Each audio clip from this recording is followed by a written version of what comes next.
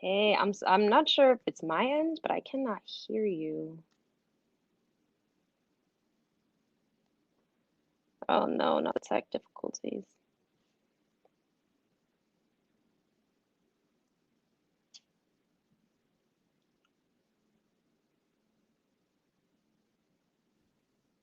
Can you hear me now? Yes, I can. Yeah. It's weird. I just downloaded this new mic, um, this mic program that's supposed to take two mics at once, but unfortunately, it likes to take over when I don't have a second mic on and mutes everything. Oh,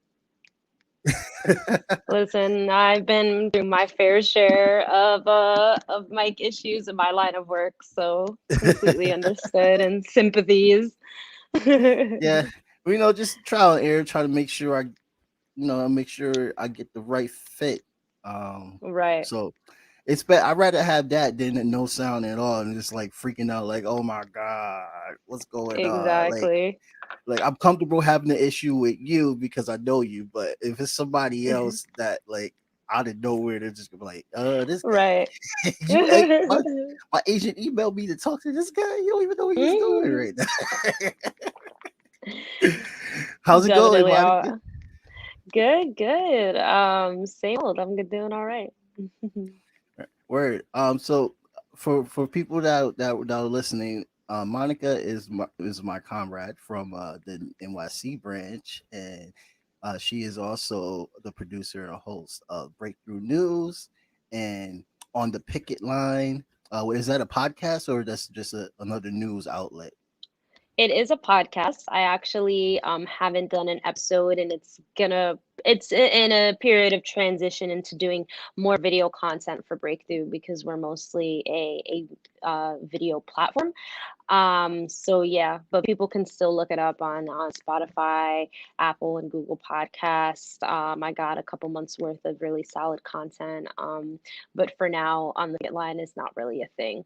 But Okay. still cool to promote it because there's still like a lot of great episodes up there and available for folks to check out. Right. And I gotta say that I've heard a few of those episodes, and also I watch Breakthrough News all the time. Hmm. So it's definitely a breath of fresh air to see comrades having an outlet that's actually very truthful and not with that CNN Western hopaglash nonsense. You know, and you guys are really making an impact. Just looking at the comment sections and everything, I was like, yes, this is awesome. Like, Yeah. and since the pandemic, I have missed down to New York and chill with the comrades. It's been a while. I miss you guys. Definitely. I know that's been one downside of things. I mean, within our own branches, like we're doing as much as we can, in person now with like the vaccine rollout. Right. But yeah, there's been so many folks from other branches I haven't seen since like 2018. Like Yeah. or like 2019. I mean, like what is time? The COVID fatigue. It's been 18 months of this. It like really hit me today, actually. I'm like, we've been in this shit for a year and a half. Like Right. September marks like a year and a half exactly since everything shut down in March of 2020. So it's been a blur. But yeah, Yeah. Breakthrough actually launched the same week that New York shut down and went into Oh, really? quarantine. Yep. Oh, wow.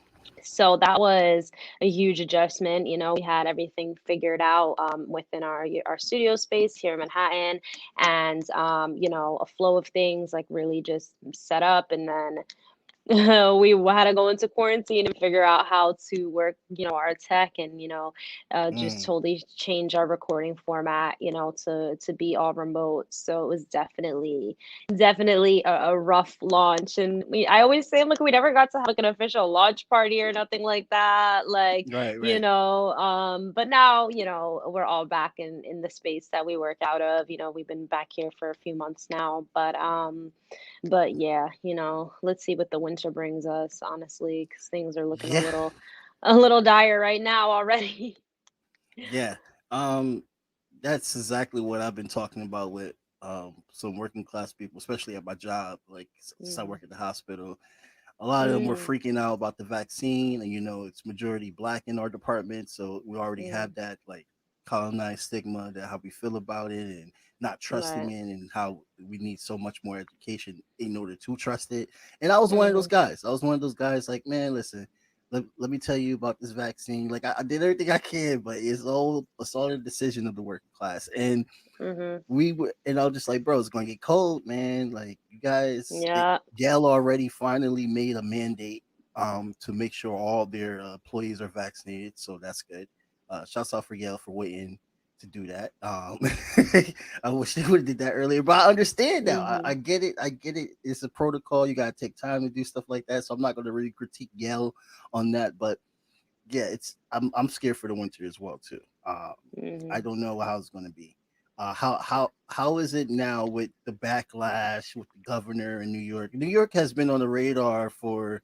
I mean, New York is always on the radar, but New York is on the radar with the governor and that whole scandal. Past him saying he's Italian to as an excuse to touch women, but also like Oh my this. God. Well, let's just get into that. How is New York doing now, dealing with all that with the governor? I mean, honestly, like in terms of like everyday working class folks, I mean, a lot of people, I would say in the beginning of the pandemic, Cuomo with like his little, just uh like press conferences every day. He was really popular, and even across Mhm. the country, he was getting a lot of applause for just tackling the pandemic, head on, and showing some semblance of leadership compared to the bullshit that we were getting out of the Trump administration at the time, right? Right, But I think with yeah, all of the sexual assault scandal, harassment scandals, all of that. I think people were just kind of like, whatever, folks weren't, that sad to see him go. right, And yeah, I don't know. It's not something that, the fallout was like what, like a month ago. And I feel like I don't even hear that many people talking about it nowadays, right. honestly. I feel like it really didn't even have like that much of an impact on like, the daily going ons of most workers in the state. So, honestly, yeah, it just was like a big hubbub in the news for a little bit. Everyone was Yeah, talking about it for that time for sure. But yeah, at this point, it's just kind of like, okay, back to business. Like, yeah. yeah. I just think it's really funny when with liberals because you mentioned that he was like very, very popular, and Hmm. this is so true. He was, and I feel like it was just such a smack in their face after hearing like the scandal where him hiding how many people died, Yeah. and the homeless, not homeless homes, the nursing homes, In the and nursing homes, yeah, just yeah, completely underreporting those numbers. Just crazy. I mean, all across the tri-state area it was like a really big thing. And then to see the way that workers have organized, like in Connecticut, like yeah, nursing home and home healthcare workers, like narrowly averted a strike back in like right, June, and we saw in Pennsylvania as well, nursing home workers narrowly avoiding a strike. This was like in July, right, and winning, huge wins, like seeing like a record, historic raises. In terms of their hourly pay and a whole host of other benefits related to their health care and their pensions. So yeah, I think especially in the home care industry, here I'm from Jersey, and that's actually where I live and organize now. I know we haven't seen each other in a minute. oh I nice, actually just moved back home to Jersey almost a year ago exactly, back in October. It was always my long-term goal, to get back there because New York is just super expensive, and right, it's just been a right, struggle, to afford rent. So, I was trying to reach my long-term dream of being to just have my own apartment. But yeah, being here, my great grandma passed away in a nursing home here in New Jersey last summer. She actually didn't. I'm She sorry, tested negative for COVID. Thank you. Yeah. She tested negative for COVID, but she had like a lung infection. So who knows, if the test was even accurate. But at the same Mhm. time, all of her peers, were being infected, and her nursing home saw, several dozen deaths. So thankfully, she was like in her late 80s. She lived a long, really happy life. Mhm. Working class person from Puerto Rico, actually, the first generation, to move to the US, and was able to, really just, create a better life, for all the generations that came past, that came after her, right? But yeah, that was just a really sick scandal that didn't get, Mhm. as much. It got press for sure, but in terms of just like how many people were talking about it, I was so surprised, Right. by how few people still do actually know about it, Right. and just the lies of of his entire administration. So it seemed like the sexual assault scandal definitely got more attention, and it just speaks on a bigger picture, and the way the Democrats act. It's just like Right. creepy Joe Biden like can get away with freaking decades of sexual harassment, of rape, Tara Reid, and all the long list of women, who have come out speaking out about what he's done. And it's just kind Mhm. of like, it's just so crazy how, the aftermath of the Me Too movement, how liberals and Democrats are able to just use the issue of sexual assault just to their advantage, and really just in opportunistic ways. And, I'm Right. really just Right. wondering who Cuomo pissed off, in the New York, Democratic establishment, to really Right. let this spiral the way that it has, because it's like undoubtedly, he's been acting in these incredibly inappropriate and sexist ways in his office, and, in his multiple campaigns over the decades, for all that time. So Right. it's just kind of like clearly he just made the wrong move, pissed off the wrong person, and that's what we saw happen.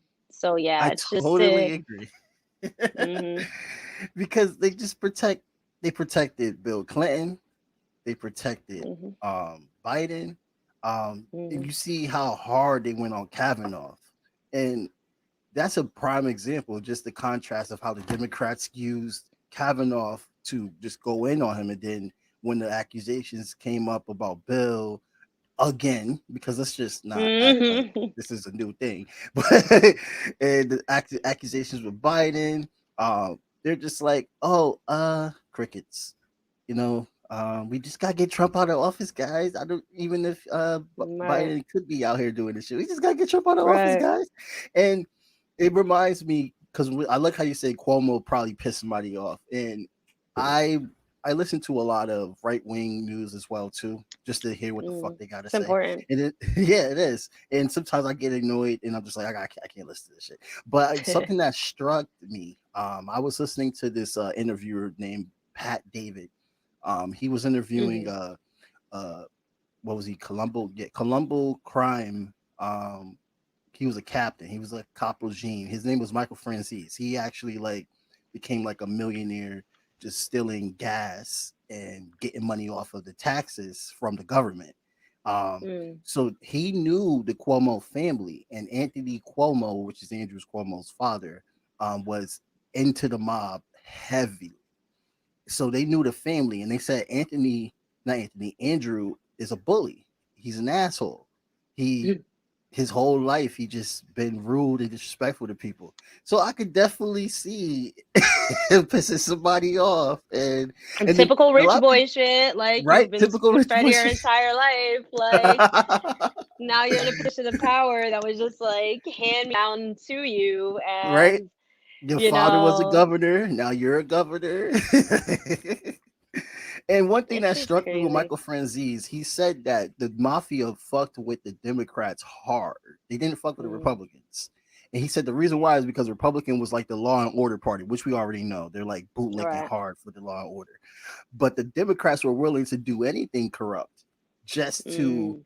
get into office, like the Kennedys, which is like Mm. a whole big thing about how the Kennedys got into office. Mm. So I was just like, oh wow. So you see this guy who's a mobster just revealing that the Democrats are like the most corrupt because they could just hang with the cartel, hang with anybody, and Mm. they seen as like the Vanguard Party in a way, like the party that's going to bring hope and change, Hmm. even when they have mob ties and cartel ties. Yeah. And I mean, it's just like, and it's just, it's interesting because talking about, okay, I don't know if you've heard about this. I was actually going to ask like my coworkers here at BreakThough if they'd heard about Mhm. this, but was working on editing up my other podcast on BreakThough called "It's Not You, It's Capitalism," a great women-led podcast where we talk about everything from like the personal to the political, and Right. all just like the kind of hottest topics. In the news, in culture, in the internet verse. But I was working on that all morning, so I didn't get to ask. But my mom actually was supposed to go to DC with her boyfriend, who like love him to death. His best friend is in the Air Force. Like, not gonna get into it. He's Puerto Rican. He's from the hood. Mhm. It's a huge thing, in the Puerto Rican community. Like a lot of our family members and stuff like are in the military, Right. and it's just like the only way to get a fair shot at healthcare, an Right. education, and like a steady career. So she was supposed to go with him to go visit DC, but apparently like a bunch of Trump supporters are gonna be like trying to do like a January 6th like part two or some shit like this Oh my weekend, like, god. or like I don't know if that's exactly it, but they're gonna be like having like a big protest, and they were told, like my mom and her boyfriend were told, like, just don't come to DC. And apparently like everyone in the DC area has been put on like alert. And like I work with like a comrade of ours who's like in the DC branch, and I'm just kind of like, is that like actually a thing? Yeah, But anyway, that's scary. it just makes me think of like why so many working class people, like despite all of like Trump's like blatant, sexism and racism and just fucking just unfettered greed, like it people so gravitated to him because they're like, well, at least he tells the truth, and the Democrats Yeah. don't. And that's why in a lot of ways the Republican Party generally is like more effective at talking to people, because they feed on people's emotions, of course. It's just all I'm forgetting the word for it, but it's just like they just agitate and direct things to what people are feeling. Of course, they're not answering any real material solution, and they're Yeah. just further Just convoluting stir in like the what the pot. problem is. Yeah, but it's just like it's actually a really effective strategy, and it's just like I feel like the left has got a lot to learn, like Yeah. from the Yeah. way that they're able to play on the emotions of working class people. And well, not necessarily, we're not trying to play on them, but we're just trying to agitate on those issues in a way that feels like genuine. And that's what the Democrats fail out time and time again. So just what you were talking about really makes me think a lot of that kind of a lot about that phenomenon, how a lot of people just appreciated Trump, and still do, because of just how honest he is, even though we Hmm. know that he's fucking crook and a liar. But like the way Right. that he expresses himself in a lot of ways, even in the moments that he's BSing, like they still feel genuine. Right. I was watching this hilarious clip just that like ended up on my Twitter feed a couple of days ago. I don't know where Hmm. this was from, like what moment. I think it was a more recent speech, and it was Trump talking about the invasion in Afghanistan, and he's talking about like women having to wear like the burqa. He clearly Oh, like I just saw forgets, like, that. you saw that, and he's like the Yeah, I just saw that like 2 days ago. That shit so fucked it's like me up. I was like, oh my he god. I'm like the small part of me that low key like misses Trump because of just like the daily antics. Like it was just like every day we had something to laugh at. Like with Biden, it's like, where is he? Like, is he alive? Like it's like there's nothing funny. It's just like terrifying. It's just like you're a pedophile. Like that's it. But like Trump's a pedophile too. But like, damn, at least he's Yeah. funny. But like. No, but I was screaming because he like clearly forgot like what a burqa is called. But he was just like, yeah, we go in there and invade Afghanistan, to free the women from wearing this. And I saw some interviews, and these women talking about like, we've been wearing this for thousands of years, like we want Yeah, to wear this. And he's like, who are we exactly. to tell them what they want to wear? And then he's like, and if Exactly. I were a woman, like, does that sound like so much easier than getting all dressed up and with makeup and everything? He was just like, Yeah, imagine. that He's was like, I crazy. prefer that. If I was a woman, I just go, wow, I'm ready to go, darling. Like, I was screaming, and I was actually so mad because I'd seen that clip in the beginning of the week, and I forgot to Right, send it to my two co-hosts, Rachel Hu and Sierra Taylor, who were fantastic. Women of color organizers who co-host awesome. we always host the show It's Capitalism. And I was so mad I didn't say that because we were doing kind of like a reflective on 9/11. Look out for our episode. It's going to be out this upcoming Monday. And yeah, like I was like, damn, that would have been such a good clip for us to respond to because it's just so funny and it just kind of demonstrates like, like why a lot of people really do still why the Trump effect, whatever you want to call it, is still like a Right, thing because people appreciate that honesty from their politicians, and it's like even the ways that he's like so obviously like dishonest, like it's just his personality that just comes off just genuine. And then he's also like he's such a New Yorker too. Like the way that he yeah, talks and his sense of humor, like he's so effing New York and it's yeah, just like this in your face, like I'm giving it to you how it is, like 100%, and people like right, that. right. Yeah, yeah. That's exactly what. Because Michael Franzese is from Brooklyn, and Mm, Pat David, I believe, is from New York as well too. And they were well, he's from Iran, and he came to New York. But yeah, they were talking about like how fucking blatantly honest he is, and how that mm-hmm. they don't have that. I mean, they don't have that in any really politician. They're always like smoke and mirrors with everything, and they like Mm-hmm. the genuine antics and stuff that he does, and the competitive scene and the pettiness and all the stuff like that. Which is Mm-hmm. like honestly, that is like it's more relative because it gives you a full understanding of who this person is. Um, and that's something that the Democrats should like, I don't know, take notes on or something like that because it's Yeah, always smoking beers with them, and they like to repeat things that they hear that's like very like I don't know if PC culture is a term or something like that, yeah, but there's no nuance, there's no full like educational purpose to why they are taking this exactly, stance. It's just a popularity stance, and that just exactly. comes off as being disingenuous, and it comes off as being shady and stuff like that. Like I had to talk to my uh, I have a friend that owns a liquor store who is from India. I think he's Mm, second generation. He's my age. He's well, I think actually I'm a little older than him, but about a few years. But he was talking about how, man, I'm just going to stay Republican because I can't deal with these damn Democrats, bro. They just keep mm, just lying and keep going back on their word. Like I know mm. Trump is a war criminal, but they literally are just doing all this bullshit behind our back, acting like oh, it's the right thing to do. Was like, go, bro, you are bombing the same countries that Bush was doing, and what's the difference? Right. Like, I was like, yeah, dude, I know, but no, don't go to the Republican side. Here, come to the socialist side. Let's have a talk. I tried to give him a Yeah. program and all this stuff, and he was like, I don't want the program. I don't want the program. I'm still working on it. I'm still working. Bring him to the real left. Right? I'm trying so hard to give it to him. But let's talk about Afghanistan since we brought it up, because that was actually Mm, part of my little agenda here. I have agendas. mm-hmm. Afghanistan. Mm-hmm. People, you already know, like people are complaining about how we got out, and now they're trying. Well, there's little talk about saying how we should go back. And what are your thoughts on that? I mean, it's just like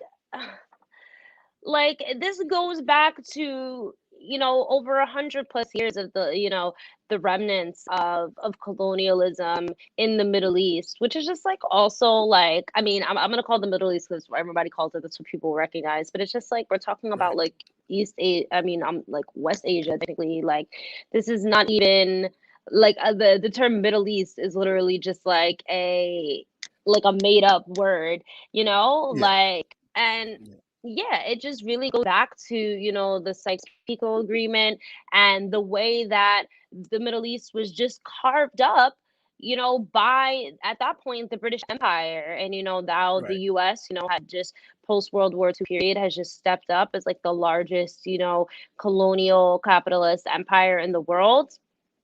I right, mean, we had no business there in the first place.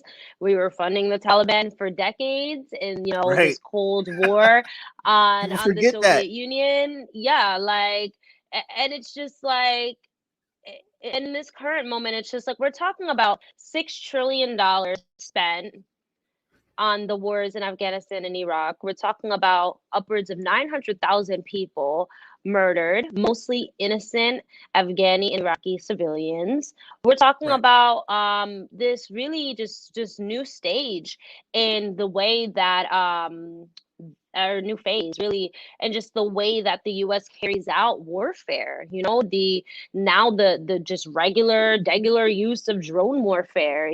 Some guy in like an army base in like fucking Kentucky can just like bomb the shit out of like a wedding in like the middle of Afghanistan. Like, it's just like, what? Like, we saw drones being used now, on American citizens, like in Ferguson, during the Right. uprising in 2014. So it's just like, to really like understand like what has been the legacy of like not just the past 2 decades, but really several decades of intervention in Afghanistan. Like, that's just like the foundation for so much of this. And the way that also the anti-war movement really challenged this war, quote unquote war on terror, and how it was totally shut down and split apart and confused. And then, that's the reason why the US has had to shift its tactics and shift the way that it engages in these wars. Right. There's, a concept that, amazing leftist communist scholars like BJ Prashad has coined, calling it hybrid war, Yeah. now using Yep. sanctions, now using, the OAS and all of these different, like Capitol Hill, based agencies that work to just subvert democracy in other countries, that work to Right. coordinate these coups. And it's just like a soft war, Yeah. it's not necessarily boots on the ground, but our billions of dollars, trillions of dollars in tax dollars are being used every single day, in this in these different now tactics of war. And one thing that's just so crazy to me, just kind of like, again, like we just had this conversation like on our podcast, and it just blows my mind that we're talking about since 2001 this country has been in war. Like, and it's just like, it's Yeah. really, that's just, that American exceptionalism, that privilege that we do have here in the heart of the empire, to be able to not necessarily, most people aren't, seeing that war in front of their faces. Like, of course, we have, millions of Americans who have family members who died abroad in these wars. Like Right. my stepdad, he's a member of the National Guard. He was deployed to Afghanistan my first year of college in 2012. And he witnessed like multiple like of his fellow troops getting killed in not necessarily this direct combat, but all these random attacks, Right. Right. and it's just like, yeah, like, to really think that we have like a whole generation of young adults in this country that know nothing but being in a constant state of US war abroad is just so mind-boggling. And I mean, there's so many things I can talk about, so much to get into, and just like the Right. way that we've Right. also seen like our culture, get hyper militarized, like KOD and like all of these, just like military games becoming like also places where the military recruiters are, and it's just like, what is going on? And then to see, the contradictions of capitalism just reach like such an existential peak with the climate crisis, and, these climate disasters just hit closer and closer to home. Like, even here at the BreakThough Studios, like our basement where like all of our tech and our live show is usually filmed got flooded. So like we've been having to like figure it Oh out for our live man. shows that actually happen today, Thursday at 3 p.m. every Thursday 3 to 5. We have our show. Right. It's just like we had like 25 people in New Jersey and New York City being killed. Like, where my family is originally from, Paterson, New Jersey, which is like a super poor community, a lot of violence, a lot of drugs, just like the hood. Like, and Mhm. it's just like a post-industrial town. Like it used to be like a one of like the textile like capitals of the world. And once all that shit got off board, sent to other countries, there's just no jobs there, and you had a little kid, like a 2-year old, like die in the floods, like just this incredible damage being done. Like Damn. who's gonna help people? And this Yeah. on top of like a global pandemic, this on top of these record rates of unemployment, oh, this whole crisis about like the worker shortage. It's like there ain't no worker shortage. There's a shortage of jobs that people are willing to pay. There's Yeah. to work for an unlivable wage and for I love zero how they rephrase benefits. that. I just love Mm-hmm. that. They don't want to acknowledge the actual cause of why not many workers are working, but they want to acknowledge that there's a worker shortage. Like Exactly. Like as if like people are just too lazy to work. Oh yeah, just because unemployment benefits, people are too lazy to work. right, Like nah, people are done working. People saw what happened during the pandemic. People saw their coworkers, their family members, their friends die because they were still rushing into work every single day, not getting masked, not having social distancing be right. respected.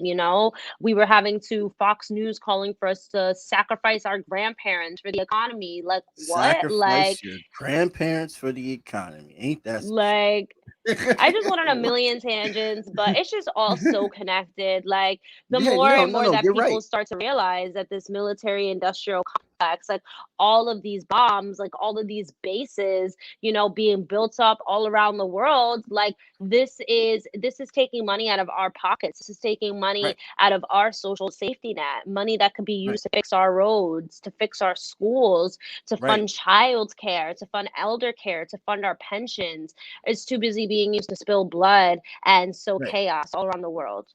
900, over 900 bases. And Mhm. here in the Connecticut branch, we're doing a forum on Mhm. this, talking about the cost of Afghanistan and the cost of how much our state, Connecticut, put into the Afghan Mm. war, and how much that money that could have been allocated towards everything that you just said. Honestly, that is going on in Connecticut, and I think that message needs to be like circulated 24/7, because all they're going to do is talk about how the Taliban is now uh, involved with China, because China is now Mhm. helping the Mhm. Taliban. That's all they want to talk about now. They find everything they want to talk about with China. China this, China that. China is the biggest aggressor. China is going to destroy you. China is going to take your life. But China isn't the reason why I was kept back twice in school. China's not Mhm. the reason why I had to pay the IRS $100 a month. China's not the reason why I have to worry about whether or not I'm gonna have health care, and if I'm going to be able to afford health care whenever I have problems. I have asthma. I have all types of Mhm. situations. So I'm not worrying about China. China's definitely not going to shoot me in the head just because I got pulled over for being black. China's not going to do that. Where Mhm. is the actual talk of like the pain of working class people in America, and how can we Mhm. resolve that? How can we use our government to actually get towards that, instead of having 900 bases, which majority of them are surrounded around China, surrounded around How Venezuela? China end up? Why China placed itself in the middle of all our military bases? Right. How China placed itself right when we're doing these naval exercises off the South China Sea? Why'd they put themselves in the middle of that predicament? Hmm. Right, right. Exactly. Exactly. Okay, the China and the Taliban talking. Cool. None of my business. What is my business is what is America doing for us right now? The That's U.S. my is about to Taliban right now. Like, come on, it's like. And they're like, oh, the Taliban's on Twitter. The Taliban's on Twitter, but they banned Trump off of Twitter. It's like, oh my God, they're just reflecting 24/7 overseas and not seeing what's going on over here at all. Like Mm-mm. it's not good over here, people. But because they talk about like the baby boomers and what their parents have went through in depression era. The depression era is back, like straight up.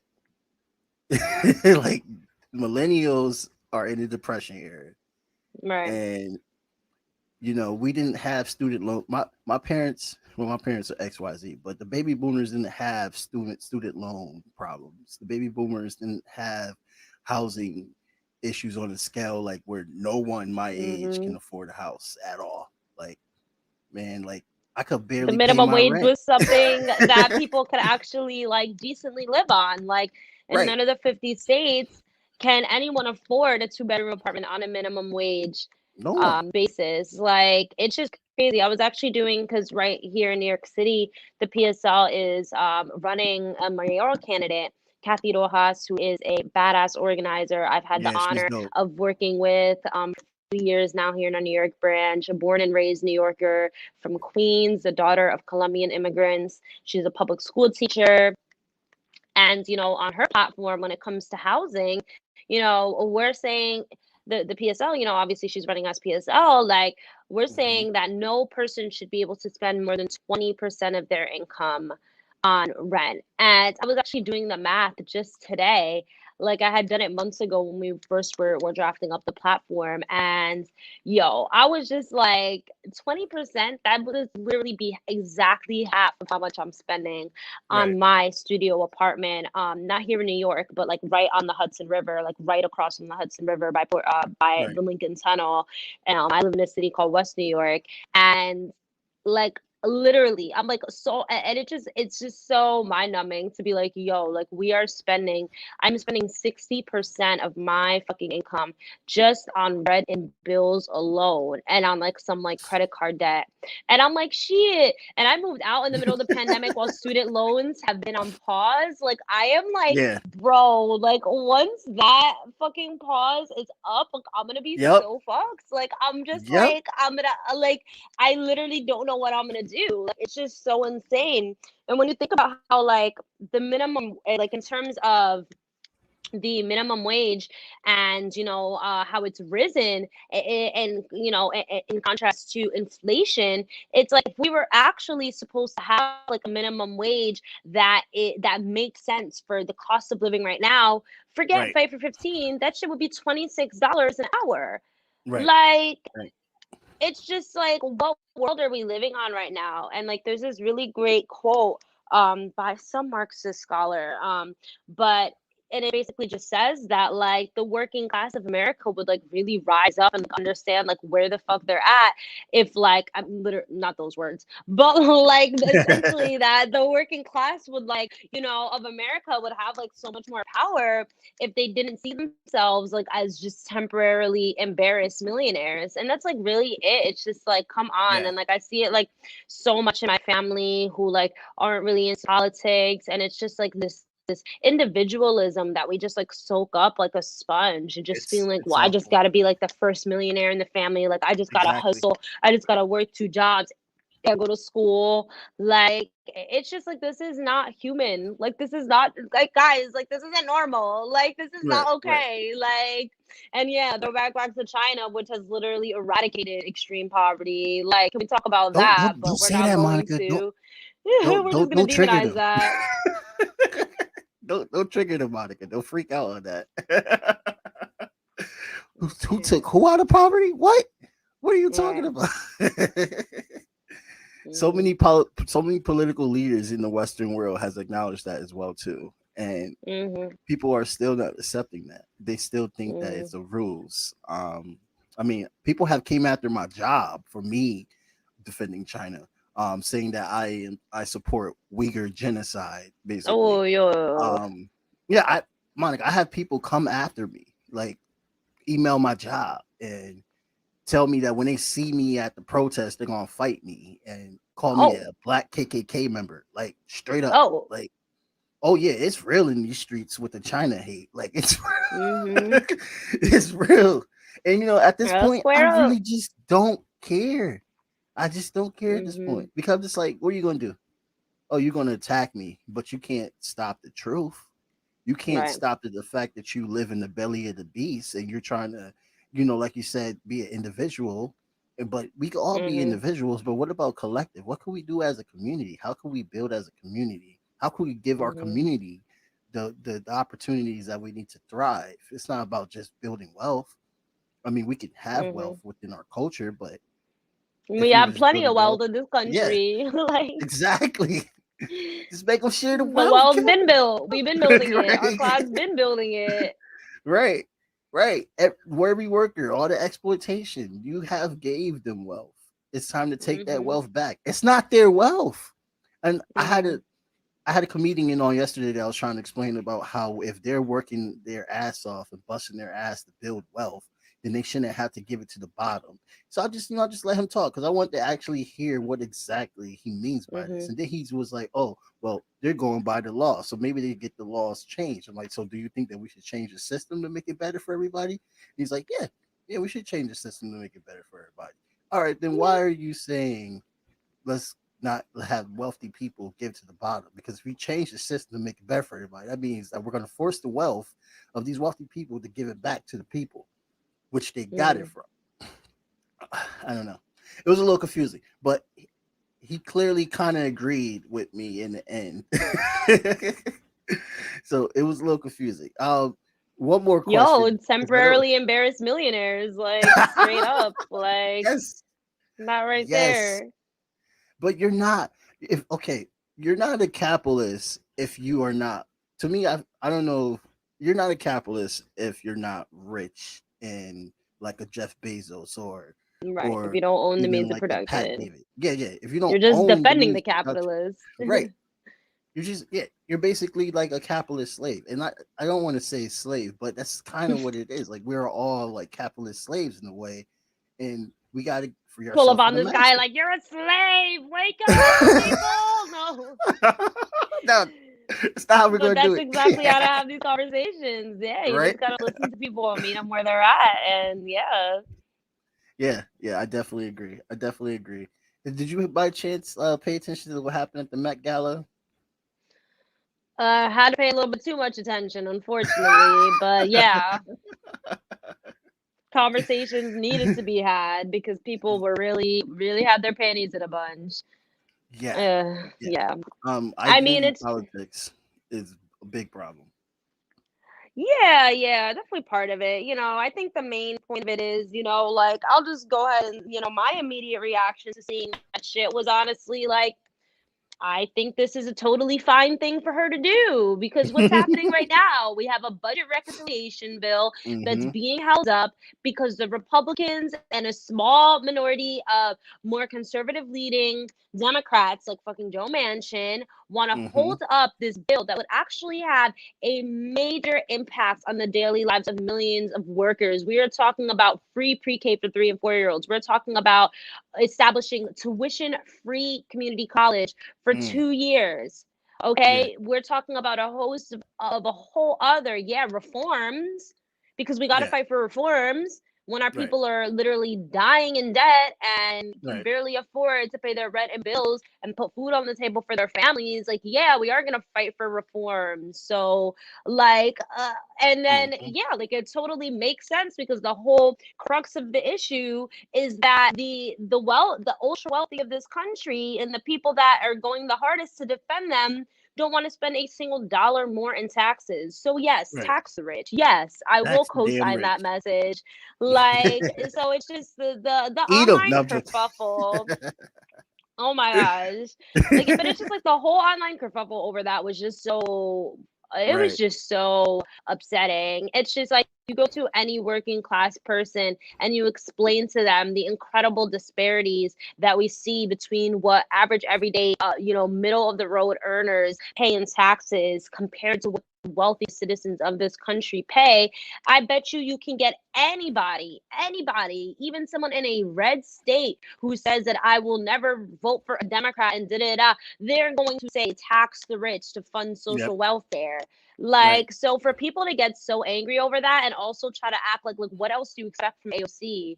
Like, what Yeah. else do you expect from her? Like, she's a congresswoman. Like, she's a member of the political elite. Right. Like, it's like, of course she's gonna be at the Met Gala, and of course she's gonna Right. like throw in like a little performative stunt. Like, everything is performance. Politics is performance. Media, what we're doing right now is pretty much performance. Like, Yeah.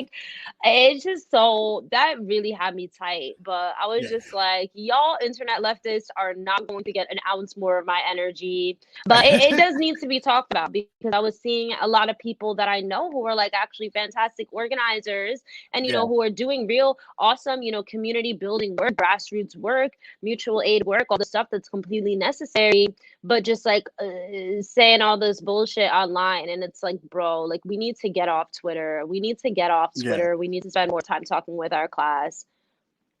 Yeah, exactly. And that's why I was like mentioning like the whole thing about identity politics, because I was just saying like you see people that were on there like just like they were just like so obsessed with what she did, but I didn't see any like talk about, yes, do tax the rich. And then when you see people like organizers like us, they were like, oh well, she politically has not been like all the way through, which is true, but it's also the fact that she took went to the Met Gala and was like, "Yo, tax the fucking rich," and everybody in there is fucking loaded.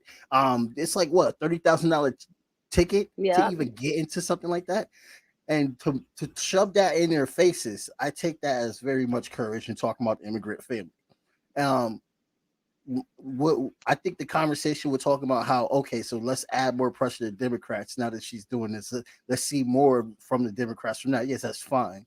That's a great critique, but I think that a lot of people on the left that are organizers like us are not really as fans as much of ACO, which is why they started like immediately going against it. But there's also the understanding that, bro, like that's a message that needs to be said, especially in an environment like that where everyone is just too busy worrying about how good they look and what they wore and the millions of dollars that's produced out. There Yeah. was really no media presence about what the protest was about outside with police brutality at Right. all.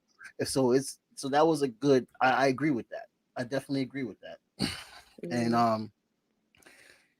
yeah, I mean, like what is next after this? I mean, like, how else can we get their attention? That is the most best way you could get in their faces, when you're in their face and you got a nice dress on and you slaying and it says tax the goddamn rich. Yeah. And it's not a policy that's new. We did it before Reagan, and Reagan was the one that destroyed the middle class. So we're just we're just asking for something that's been put into establishment before. We talk about the baby boomers again.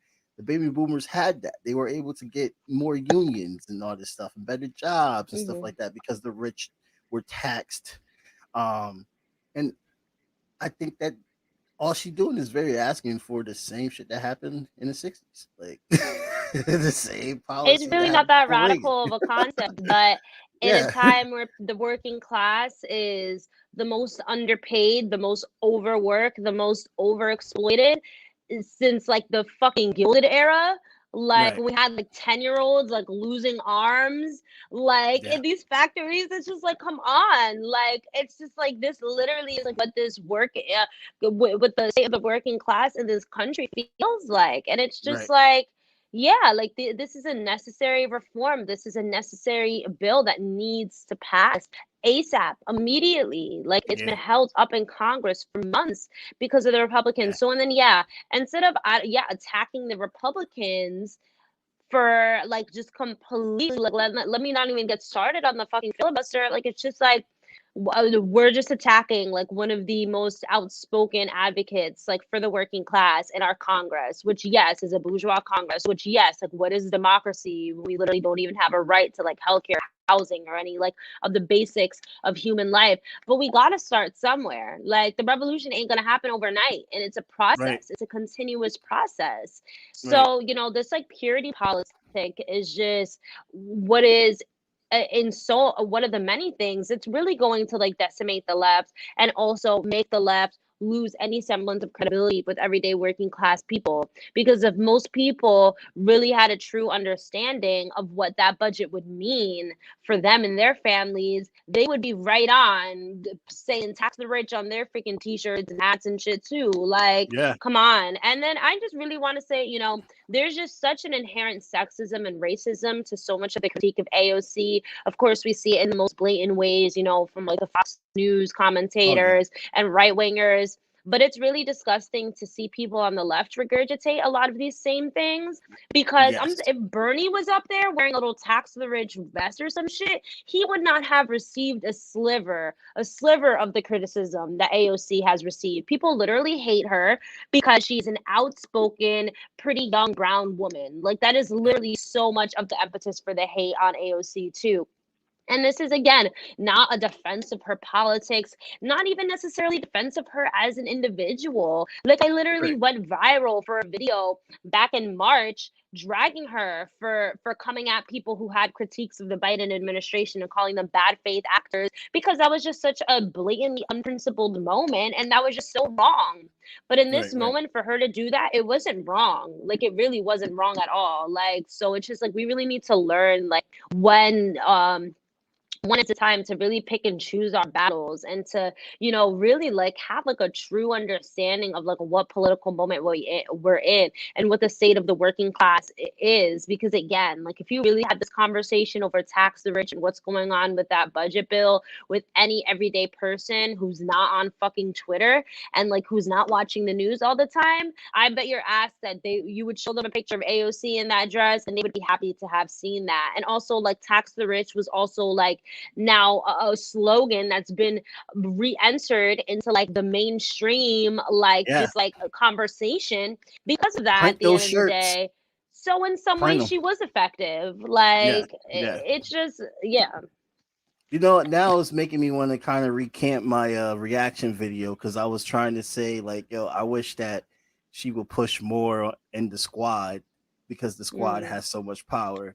And now I'm Mm-hmm. thinking about it, I'm just like, you know what? This is a kind of a way to push. Like, no one was inspecting it, and it literally just caused so much attention and freaked everybody out. Right. Like, this is exactly what I mean. This is something I would have done, honestly. Like, this sounds like something, because I like to wear shirts with great messages and stuff like that too. So Yeah. totally, totally see it. I Yeah, mean, yeah. it's a variety of tactics. It's a variety of tactics that's needed, to organize and to build, and, to push progressive reforms over, like, in one of the just like Right. most reactionary and right wing, political landscapes in the world. I was talking about this, to one of my coworkers. I'm at the space that we work out of here for BreakThough, and she just came back from the UK, and she was just like, it really just kind of shook me, like, the fact that, like, so many people, like, just the way that people use the term working class, like, all the time in their conversations, and how that's something that's completely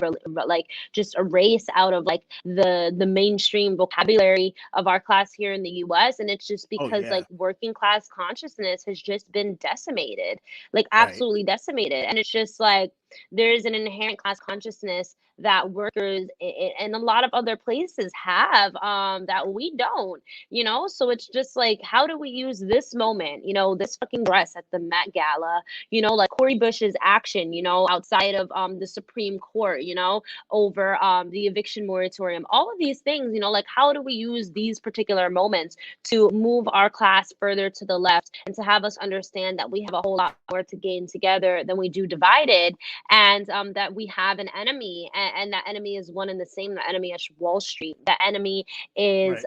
is the corporate elite, and what are we going to do about it?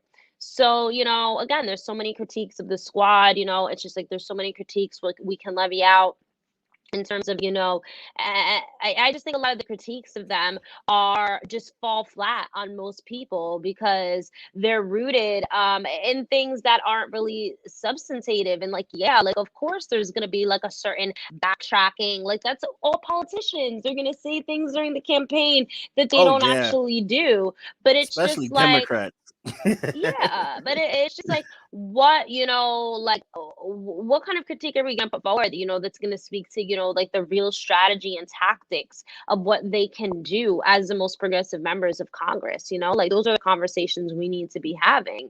And, Right. like, I also respected the fact that AOC was the only congressperson in the New York and like tri-state area who was, sending texts. Like, her staff was sending texts to all of the residents in her district, asking them, like, how were they after Hurricane Ida? Like, it's just like Mm. that kind of, just like there's more grassroots oriented, like just form of just caring for people, caring for our communities is something that again has just been so divorced from like mainstream politics. So, I don't hate someone trying to bring that back, and someone who's actually quite popular in her district, which is mostly Black and brown people, which is mostly immigrants, which is a very working class. I can't tell you the exact number, but no one in her district, very few people are making more than 60,000 a year or whatever. Like, it's just like, and she's incredibly popular. So yeah.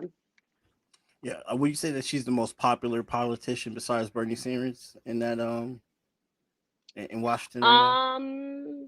I would say she's definitely one of the more popular ones on the liberal wing of things, for sure. Definitely, her and Bernie are up there for sure. Because she's more well known than a Cori Bush, who's still very new, or like an Ilhan Omar, who has just been like the subject of so many just Islamophobic and sexist attacks as well. But she is quite popular. She definitely is up there. I would say Bernie is the number one for sure. But yeah, I mean, she definitely encouraged a lot of more activism after Bernie. I mean, I was a Bernie bro, and I got into the PSL right after that because I felt that Bernie wasn't strong enough in his I know you were campaign. not. You were a Bernie supporter. I'm sure you were not a Bernie bro. Yeah. That whole thing. Oh my God. I know, right? I was just so mad. I was just like, what should I do? I don't know what to do. And then the PSL was like, hey, come here. Let me talk to you. They're like, hey, let's bring you to the real left. Let's bring you around some real socialists. Right? And I haven't left ever since. It's been such no a turning great back. ride. Well, Monica, I gotta let you go because I know you a busy woman, and I don't want to take up more of your time around here. But I want to thank you so much for coming on this podcast and this great fucking dialogue that we just happened. And I learned something new. As well too today. So I love learning things every single day. So to the plugins, if you want to give people like your plugins real quick. Yes.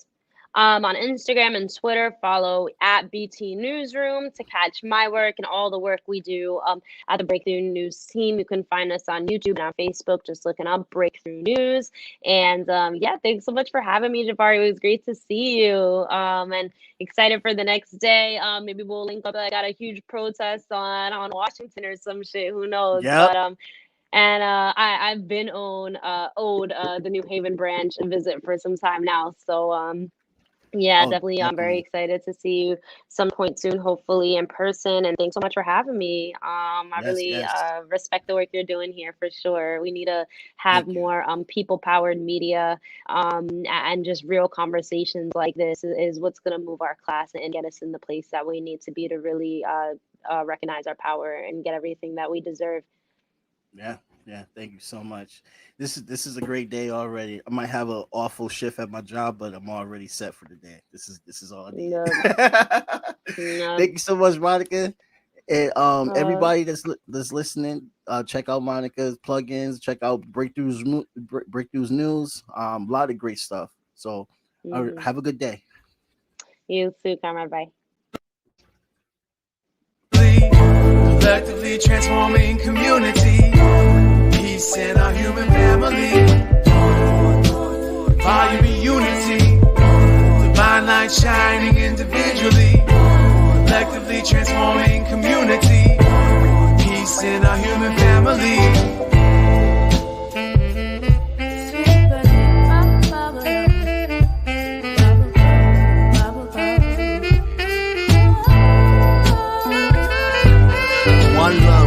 Growth as above, so below. Feel the pain in my soul, the red pill dissolved. Organized, no matter the cost. Politicians start wars, they don't fight, they send the poor. And nothing lasts forever as long as we stay together. Give hell to the masses, watch the unity rapture. This is for the kids and the culture. It's one love, one growth, one light, light warriors.